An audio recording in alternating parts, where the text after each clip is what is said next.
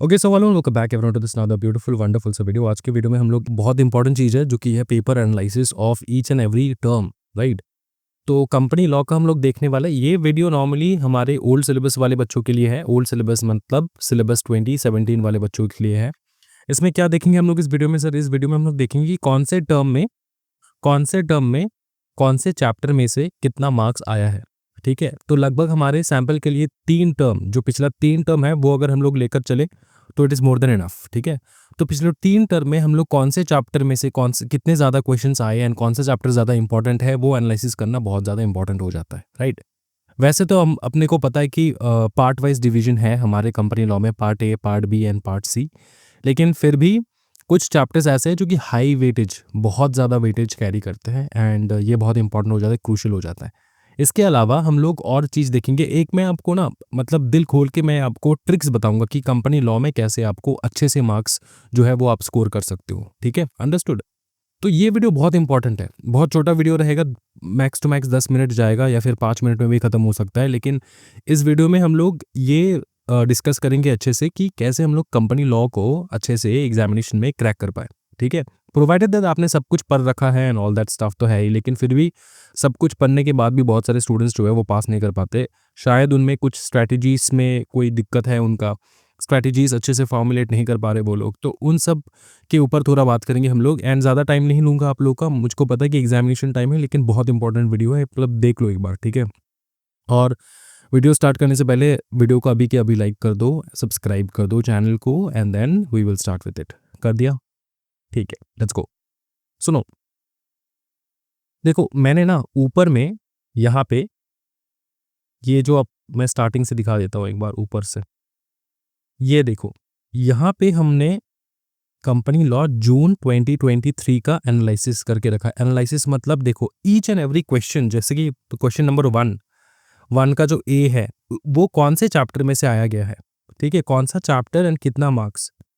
Question number 1 B जो है वो कौन सा चैप्टर है, कितने मार्क्स का। अंडरस्टूड। इससे आपको पता चल जाएगा कि कौन सा चैप्टर जो है बहुत ज़्यादा वेटेज कैरी करता है। अब यहाँ से देखने से आपको थोड़ा बहुत दिक्कत आ सकता है, लेकिन इसलिए मैंने और अच्छी तरीके से जो है, ये भी इंपॉर्टेंट है क्योंकि क्वेश्चंस जो है ना, यहाँ पे क्वेश्चंस के साथ साथ आपको पता चल जाएगा कि कौन से चैप्टर में से आया है ये वाले क्वेश्चंस। अच्छा, इसके साथ ही साथ 3 टर्म का है यहाँ पे, अंडरस्टूड। पिछले 3 टर्म का पेपर यहीं पे है, आपको मिल जाएगा। उसके बाद मैं आपको दिखाता हूँ नीचे,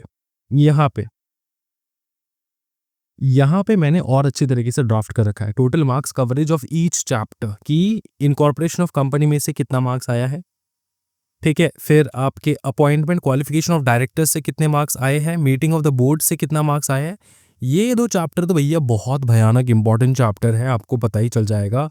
देखो, शेयर एंड शेयर कैपिटल अच्छा खासा mark, understood. Acceptance of deposit अच्छा खासा मार्क्स, मैनेजमेंट एंड एडमिनिस्ट्रेशन अच्छा खासा मार्क्स। तो ये सारे चैप्टर्स जो है ना बहुत क्रूशियल है प्ले करने के लिए। अच्छा, ये 10 मार्क जो है एथिक्स का, जो कि है आपका पार्ट सी में आता है, आपका कंपनी लॉ में, अंडरस्टूड।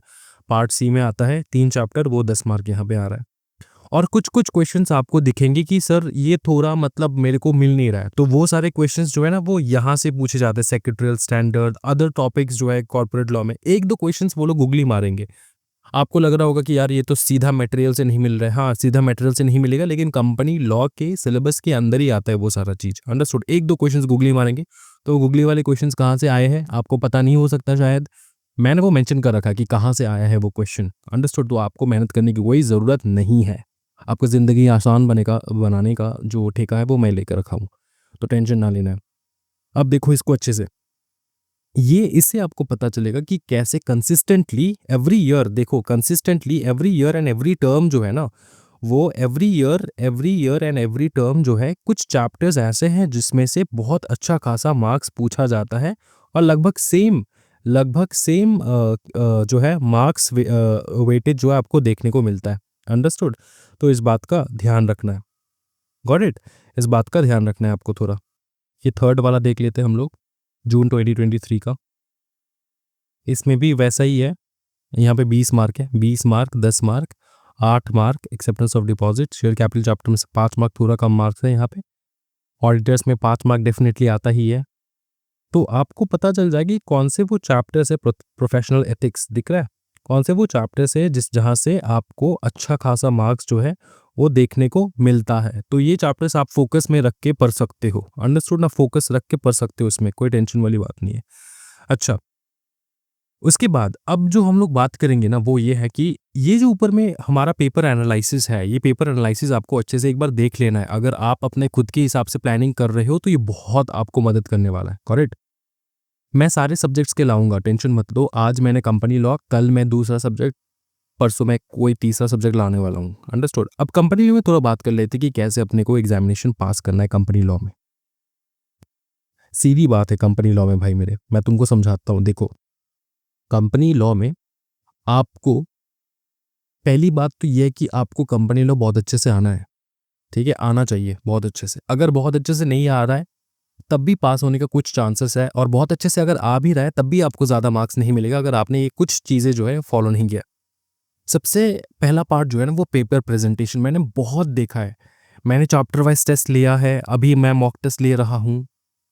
मैंने बहुत सारे स्टूडेंट्स को देखा है कि वो लोग ना 3 पार्ट में डिवाइड करके जो पैटर्न है, उस पैटर्न को फॉलो नहीं करते। अंडरस्टूड? वो अपने आप मर्जी से लिखते हैं। तो 3 पार्ट में आपके आंसर्स, हर एक आंसर को आपको 3 पार्ट में डिवाइड करना है। पहला है प्रोविजंस, दूसरा है फैक्ट एंड एनालिसिस, एंड तीसरा आ जाता है आपका कंक्लूजन। इस 3 पार्ट में अगर तुम आंसर को डिवाइड करो तो तुम्हारा आंसर पेपर बहुत ज़्यादा प्रोफेशनल लगता है। उसके बाद जाके आपको अच्छा खासा मार्क्स मिलता है, और ये आंसर को अच्छी तरीके से डिवाइड कर देता है कि ये वाला पार्ट है, वो वाला पार्ट है, और एग्जामिनर जो है ना उसको देखने में, इवैल्यूएट करने में ज़्यादा दिक्कत नहीं आती, करेक्ट? तो ये 3 पार्ट में you have to divide your answers by hook और by crook. Every question you have to divide your answer in 3 parts, ठीक है? कुछ डायरेक्ट क्वेश्चंस आ सकते हैं, 1-2 डायरेक्ट क्वेश्चंस, उस डायरेक्ट क्वेश्चन में आपको पैराग्राफ वे में लिख सकते हो, कोई टेंशन वाली बात नहीं है, लेकिन मैक्सिमम केसेस में you have to divide your answer in 3 parts, understood? Also at the same time you have to mention the section number. मैं आपको एक चीज़ बता देता हूँ, सेक्शन नंबर्स से रिलेटेड 1-2 चीज़ जो है आपको जानना बहुत ज़्यादा इंपॉर्टेंट है आपके लिए। देखो, पहली बात ये है कि सेक्शन नंबर्स जो है हमेशा कोट करना, और अगर सेक्शन नंबर कोट नहीं कर रहे हो, आपको आता नहीं है, तो गलत सेक्शन नंबर कभी कोट मत करना। अगर आपने गलत सेक्शन नंबर कोट किया तो आपको, अगर आंसर करेक्ट है, कंक्लूजन करेक्ट है, आपको 4 मार्क मिलना चाहिए, आपको हाफ मार्क भी नहीं मिलने वाला, ठीक है? मैक्सिमम 90% केसेस में 0 मार्क्स मिलेगा, लेकिन कुछ केसेस में आपको 1 मार्क, हाफ मार्क मिल सकता है अगर आपने सेक्शन नंबर रॉन्ग लिखा है तो। हालाँकि आपने सेक्शन नंबर रॉन्ग लिखा है लेकिन पूरा आंसर करेक्ट है। तो सेक्शन नंबर बहुत अच्छे से carefully you have to draft it, क्योंकि कंपनी को कंपनी सेक्रेटरी का पढ़ाई कर रहे हो, वहाँ पे company corporate law, this is your core subject, and you have to be very much careful while you are drafting your corporate law answers, understood? तो इसलिए अगर आपको बाई चांस अगर आपको नहीं आता है, कोई भी क्वेश्चन का आंसर नहीं आता है, आपको वो सेक्शन नंबर याद नहीं आ रहा लेकिन आंसर बहुत अच्छे से याद आ रहा है, तो आप एक लाइन लिख सकते हो वहाँ पे, as per the related provisions of the companies act 2013। क्या लिख सकते हो? As per the related provision of the companies act 2013। मैं लिखवा देता हूँ यहाँ पे फटाफट, ये लिख सकते हो आप, as per the related provisions of the Companies Act 2013। ये लिख सकते हो आप आराम से, ठीक है? ये आप ड्राफ्ट कर सकते हो, कोई टेंशन वाली बात नहीं है। अगर आप सेक्शन नंबर भूल रहे हो एवरी स्टार्टिंग में, क्योंकि आपको 3 पार्ट में डिवाइड करना ही है, आंसर को 3 पार्ट में डिवाइड करना ही है। जैसे कि प्रोविजंस, इस प्रोविजन वाले एरिया में क्या लिखोगे? अगर तुमको सेक्शन नंबर ही याद नहीं है तो रिलेटेड प्रोविजन, सेक्शन नंबर याद नहीं, प्रोविजन तो लिखोगे लेकिन रिलेटेड जो सेक्शन नंबर है वो तो आपको ड्राफ्ट करना है as per the related question, as per the section so and so of the companies act 2013। वो अगर नहीं आ रहा है आपको तो आप ये वाला लिख सकते हो यहाँ पे, यू कैन एस्केप, ये लिखोगे तब भी आपको अच्छा खासा मार्क्स मिलेगा। मैं एक चीज़ बता देता हूँ, सेक्शन नंबर को मास्टरी कैसे करना है कि सेक्शन नंबर को याद रहे। सेक्शन नंबर का मैंने लिस्ट चार्ट जो है मैं अपने स्टूडेंट्स को डे 1 से करवाता हूँ। मैंने बहुत सारा टेस्ट लिया है, बहुत सारे मतलब बहुत फोकस में रखता हूँ उस चीज़ को, एंड वो चार्ट मैं अवेलेबल करवा दूंगा आपको हमारे ग्रुप में, हमारे टेलीग्राम चैनल में। टेलीग्राम चैनल ज्वाइन कर लो फटाफट, डिस्क्रिप्शन में लिंक है। वो चार्ट आपको ना, अगर जितने भी दिन बचे, एक मतलब 20 दिन 25 दिन जितने भी दिन बचे, अगर आप अच्छे से कर रहे हो उसको, ठीक है, अच्छे से सुबह उठ के एक बार रिवाइज कर रहे हो, सिर्फ चार्ट है वो, सेक्शन चार्ट, ठीक है, तो एग्जामिनेशन में आप डेफिनेटली हर एक क्वेश्चंस का सेक्शन कोट कर सकते हो, और डेफिनेटली उन्हीं सेक्शन चार्ट में से क्वेश्चंस आने वाले हैं। अंडरस्टूड? तो वो आपको ध्यान में रखना है। Got it? तो इस बात का ध्यान है, ये पहला वाला चीज़, ठीक है? पेपर प्रेजेंटेशन बहुत ज़्यादा फोकस में रखना है। मेंशन सेक्शन नंबर ये तो हो चुका है, ठीक है? उसके बाद read from the section chart, जो मैं सेक्शन चार्ट आपको प्रोवाइड कर दूंगा, उससे रीड कर लेना है, याद रखना है सब कुछ। उसके बाद स्टार्ट फ्रॉम पार्ट सी। ये क्यों मैं कहता हूँ, मैं आपको एक टॉप सीक्रेट बात बताता हूँ, ठीक है? आपने बहुत बार एग्जामिनेशन देख कर रखा है, शायद आपने नोटिस किया है, शायद आपने नोटिस नहीं किया है, हो सकता है। तो जब भी आप क्वेश्चन पेपर देखोगे ना, आपको पार्ट बी जो है ना बहुत ईजी लगेगा। पार्ट सी जो है वो तो 10 मार्क है, 3 चैप्टर में से भी अगर सच्ची में बोलूं तो 2 ही चैप्टर में से क्वेश्चंस बनते हैं। तो आपको देखो, लास्ट में अगर कोई भी चीज जो आपको पता है, बहुत डेफिनेटली पता है ये चीज, ये अगर लास्ट में तुम रख दोगे ना, वो लास्ट में आंसर लिखते लिखते वो पार्ट सी आते आते आप कहीं हद तक मिस्टेक भी कर सकते हो, भूल भी सकते हो। और ये 2 उपाय है तुम्हारे सामने। एक उपाय ये है कि क्वेश्चन पेपर में पार्ट सी के सामने और क्वेश्चन बनेगा क्या? क्वेश्चन यही बनेगा कि कौन से शेड्यूल में से कौन सा पनिशमेंट है वहां पे, सो मिसकंडक्ट हो रहा है, right? Part C company law में।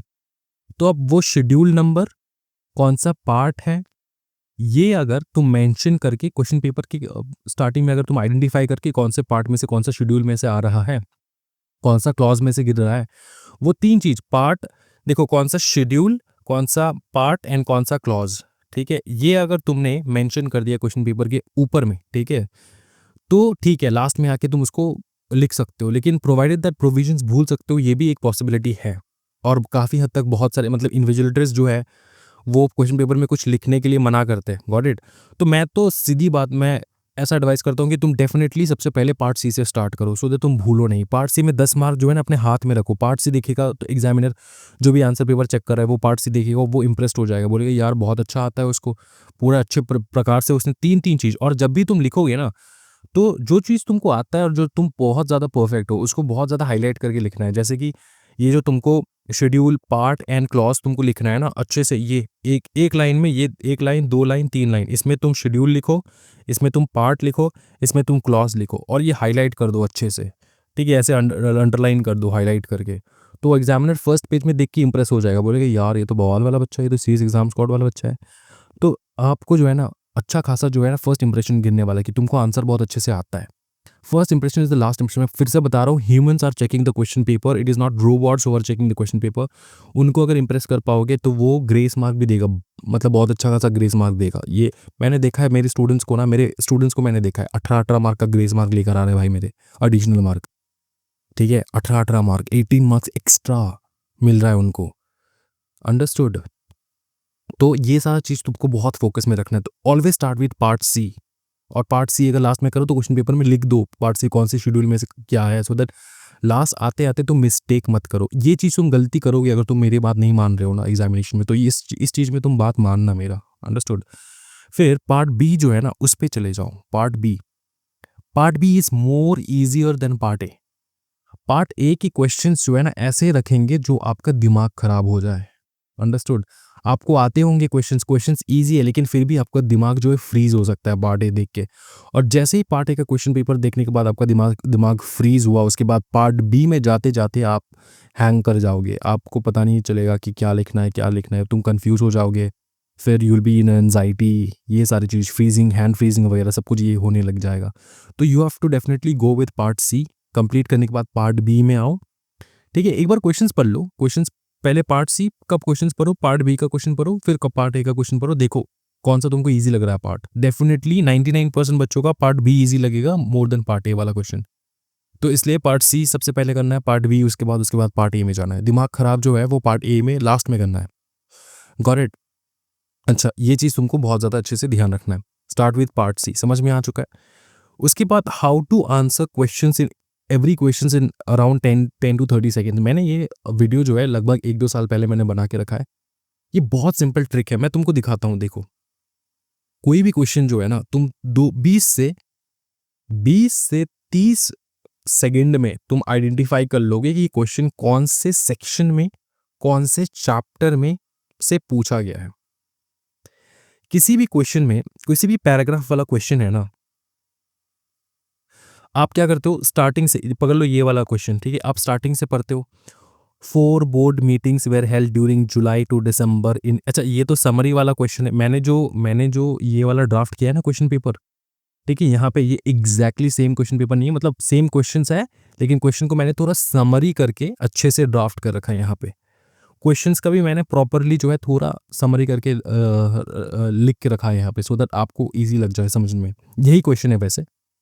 तो फिर thunder a director attended none of them for which, आप ये पढ़ते पढ़ते लग रहा होगा सर ये तो इतना डायरेक्टली, मतलब इतना शॉर्टकट में क्वेश्चन कैसे है, क्योंकि मैंने क्वेश्चन को कंसाइज कर रखा है, क्वेश्चन को मैंने छोटा कर रखा है, समराइज कर रखा है क्वेश्चन को, ठीक है। For first 3 meeting he sought leave of absence for board but did not inform the board regarding last meeting as he was hospitalised in the light of the provisions of companies. तो देख रहे हो तुम कितना time waste कर रहे हो। फिर तुम लास्ट में जाके पढ़ोगे examine if he is disqualified to act as a director or otherwise.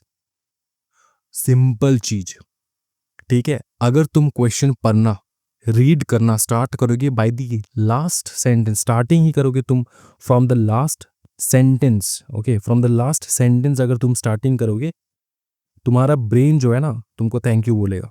यहां से तुमको स्टार्ट करना पड़ना, examine if he is disqualified to act as a director or otherwise. ये लाइन पढ़ के तुमको पता चल जाएगा यार कौन से सेक्शन का है, कौन से सेक्शन का है, कौन से चैप्टर का है। डिस्क्वालिफिकेशन ऑफ डायरेक्टर्स के बारे में बात कर रहे हैं यहाँ पे, डिस्क्वालिफिकेशन ऑफ डायरेक्टर्स के बारे में बात कर रहे हैं, तो तुमको पता चल जाएगा। इसके बाद तुमको सीधा लिख लेना है, ऐसा कुछ नहीं है। इसके बाद you have to read from the top. ये पढ़ लिया तुमने आइडेंटिफाई कर लिया कौन से सेक्शन का क्वेश्चन है, तो तुम दिमाग में रख लिया। उसके बाद you have to go from the top कि ठीक है क्वेश्चन क्या है, अच्छे से पढ़ते फिर तो तुम ना आइडेंटिफाई कर पाओगे। क्या होता है, मैं एक चीज़ बताता हूँ तुमको, प्रोफेशनल एग्जामिनेशन इतना ईजी क्वेश्चन बनेगा नहीं। तुम जब स्टार्टिंग से पढ़ना चालू करोगे ना, एकदम स्टार्टिंग से 1 बाय 1 पढ़ोगे ना, तुम धीरे धीरे धीरे धीरे वो कॉम्प्लिकेट होता जाएगा। तुम लास्ट तक आते आते तुम कंफ्यूज हो जाओगे कि क्वेश्चन पूछ क्या रहा है। इसलिए डेफिनेटली स्टार्ट फिर advise the company in this matter. अच्छा ठीक है, कौन सा मैटर है, फिर से जाओ लास्ट वाला। Can the chairperson attend the board meeting through video conferencing. अच्छा, ये वीडियो कॉन्फ्रेंसिंग वाला क्वेश्चन है, दिख रहा है। तुम क्वेश्चन पढ़ने से पहले तुमको पता चल जाएगा कि वीडियो कॉन्फ्रेंसिंग वाला क्वेश्चन पूछा जा रहा है। वीडियो कॉन्फ्रेंसिंग कहाँ पे हो रहा है, बोर्ड मीटिंग में हो रहा है।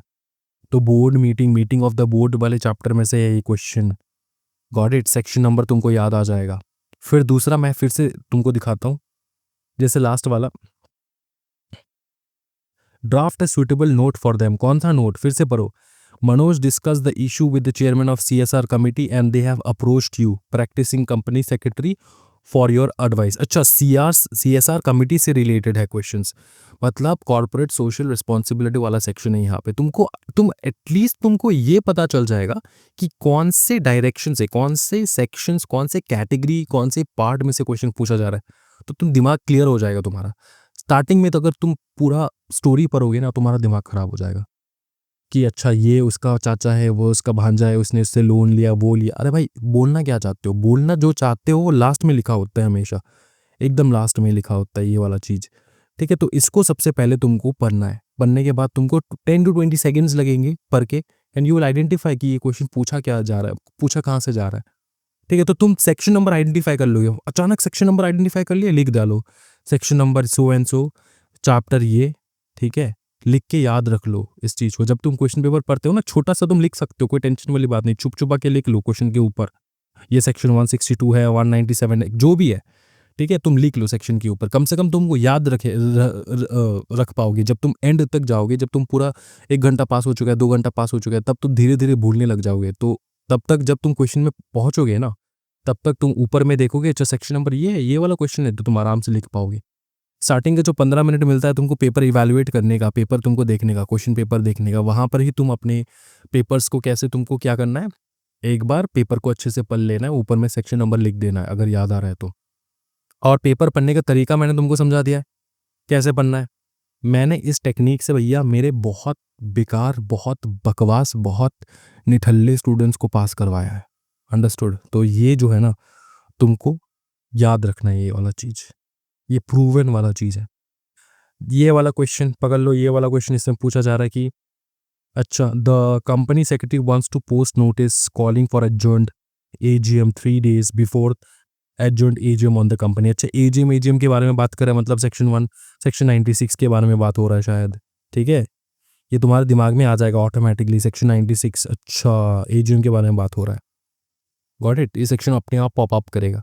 तो इस प्रकार से you have to start your question reading pattern, ठीक है, इस प्रकार से यू हैव टू। अच्छा, इससे रिलेटेड ना मैंने एक डेडिकेटेड वीडियो बना रखा है भाई, मेरे डेडिकेटेड वीडियो की कैसे तुमको क्वेश्चन पढ़ना है, रीड करना है। तो उस वीडियो का लिंक भी मैंने डिस्क्रिप्शन में दे दिया है। 5 मिनट का टाइम लगेगा, तुम उस वीडियो को जरूर देखना, बहुत ज्यादा मदद होने वाला है, गॉट इट। ये सारा चीज तुम फॉलो करो। इसके अलावा अगर कुछ भी दिक्कत है, डाउट है, तुमको लग रहा है कि सर मेरे को हेल्प चाहिए, तो मैं हूँ, तेरा भाई है यहाँ पे, कमेंट सेक्शन में कमेंट करो। I will try to provide all those things whatever you need as much as possible from my end. Understood. Video को लाइक कर देना, चैनल को सब्सक्राइब कर देना, एंड जो भी डाउट है वो कमेंट सेक्शन में पूछ लेना। ये फॉलो करो, डेफिनेटली एग्जाम्शन मिलने वाला है तुमको, गॉट इट। इज्जत बच जाएगा तुम्हारा। Thank you so much everyone, happy learning guys, bye bye, take care.